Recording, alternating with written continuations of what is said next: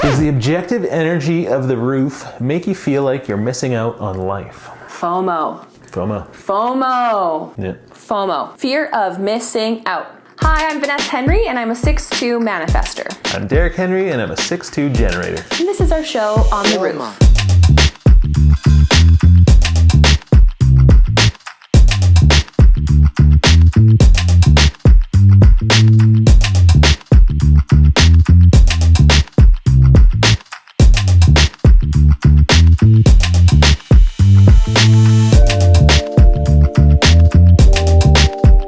You're somebody who's on the roof. You can feel there's been this change in your life and how you look at things.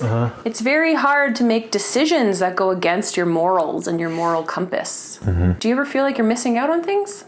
Not really, no. Never do. Never. That's our episode. Enjoy.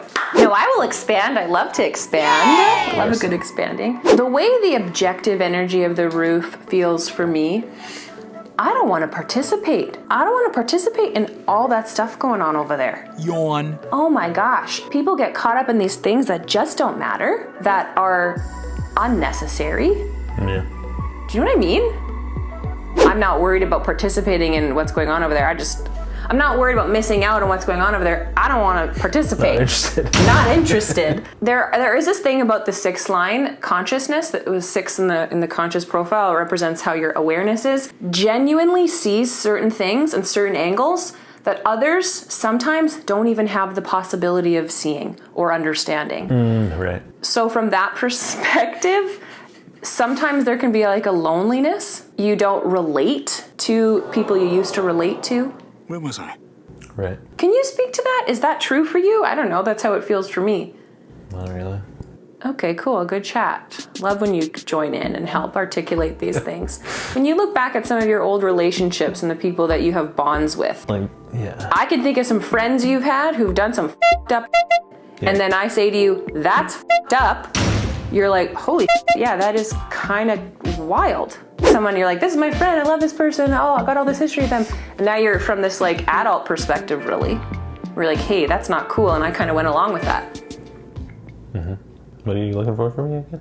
You to tell the story. What story? You see things differently now. You look out in your past experiences, things that used to be fine and totally cool, that a lot of people still live by. You now have gone through some weird change that is hard to even explain, but you see those past memories and experiences differently. And oftentimes you see that they maybe weren't healthy. Yeah.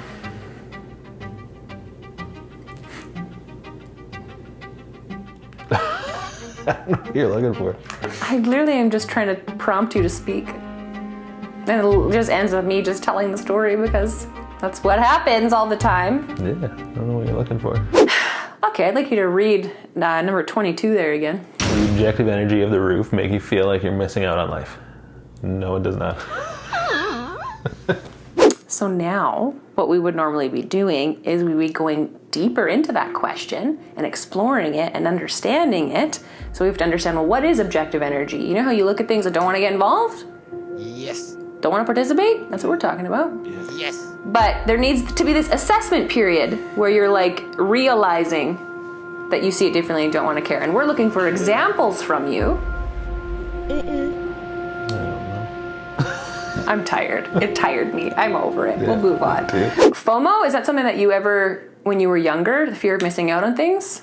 Sure, yeah. Yeah, I would say you were really, me too, for sure, but when you're younger and the 6th line in its first life phase acts more like a 3rd line, even though it's a baby 6, but the 3 is on the ground and it gets in things and it's mixing with people, and you were at every party, every club. Yes, I had a party phase. And then he met me. And that ended. Because I was like, I don't like that. He was like, well, I like you. Yeah.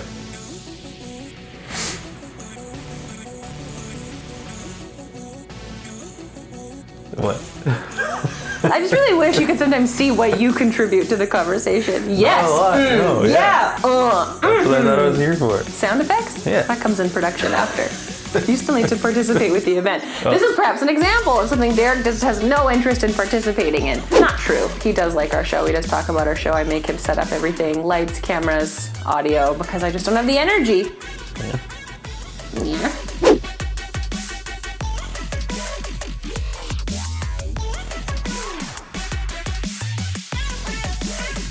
What's something you feel you've missed out on? What about getting married? No. Me neither. What about traveling? I'm definitely like missing traveling Me lately. too. Mm-hmm. I don't miss it the way you do. But I don't feel like I've missed out on any. No, you've been all over, not all over the world, but you've seen corners of the world. Yeah, I've been a couple places. And I imagine we would continue to do that if we weren't in like a pandemic scenario. Will I stop number 5? Can you read that? I don't know my glasses. Will I stop wanting to travel / explore when I get on the roof? From a 6'2" MG. No. No. Still want to travel all the time. Yeah. And explore. I think if you're conscious 6, you have the concept of soulmate that's built into your psyche. So you likely will really want to do your traveling and exploring with someone that you love. Not always the case. I know another 6'2" who did her traveling alone and continues to do her traveling alone. But now that you're in my life, I wouldn't want to go anywhere. Yeah, it's going to be a family thing. It's not as fun without you because it's like, I just want to tell you about it. So it's like I'm having half as amount of fun. I've taken trips without you, but especially now if there's this condensed time in the pandemic, it would just feel like I'm missing part of myself. Yeah. Something that's very important for the 6th line is to find the other. They're the ultimate transpersonal. They're the end of the hexagram. And so they're always kind of looking for that other. And thankfully Derek is the same profile as me, so he on some level is the same way. I can't speak for you in that you want to share things with me the way that I want to share them with you, but I imagine that there's a shared love there. You know, but like traveling, and is that going to go away? And I'm on the roof and I'm so objective and detached. No, you start to see things for what's worth giving energy into and what's a total waste of time. And you realize time is valuable and time is fleeting. And so you don't waste your time in the way that you maybe had before. So I don't find travel to be a waste of time. Some 6 lines might, but I don't think so. Yeah, I don't know. I love travel. I'm looking to you to get because I'm the one who does all the talking in the show. It's like I'm swearing so much today. Excuse me.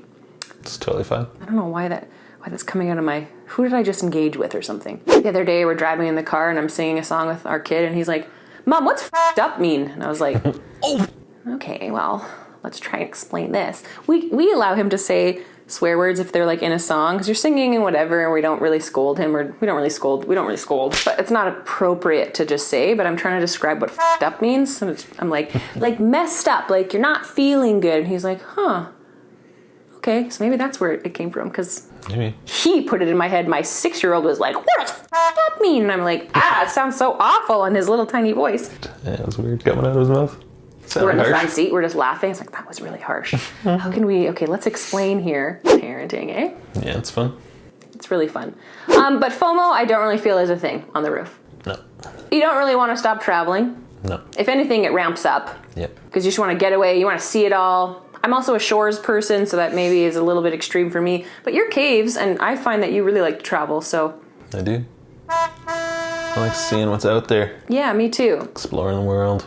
Seeing beautiful places. I feel. Tasting delicious food. There you go. Hey, okay, it's all right. You want me to I know. I have found that this is the more enjoyable time of my life. Yeah. Really? I'm surprised that you would agree. It gets better. It gets better. I find the second life phase is more like I can breathe. I'm away from all of whatever happened. Because if you're a 6-line profile, you've had some shit happen to you. Whether you realize it or not, you should probably realize it. It's part of the 6-line story to go through these types of trials and challenges and to develop wisdom as you age and mature, and you go in your second life phase from 30 to 50-ish in that time frame. And you're reevaluating what those experiences, the effects they had on you, and what's important to you and what your morals are. It's not so much about not entering into any types of engagements or interactions or anything anymore, but being a little bit more selective and going into this observer mode. Cool. Didn't know that. Doesn't know anything. That's why we do this show. We said if he knew too much, it wouldn't be fun. No. Are you getting tired? I can feel your energy tired from my mental energy. Yeah, I'm pretty tired.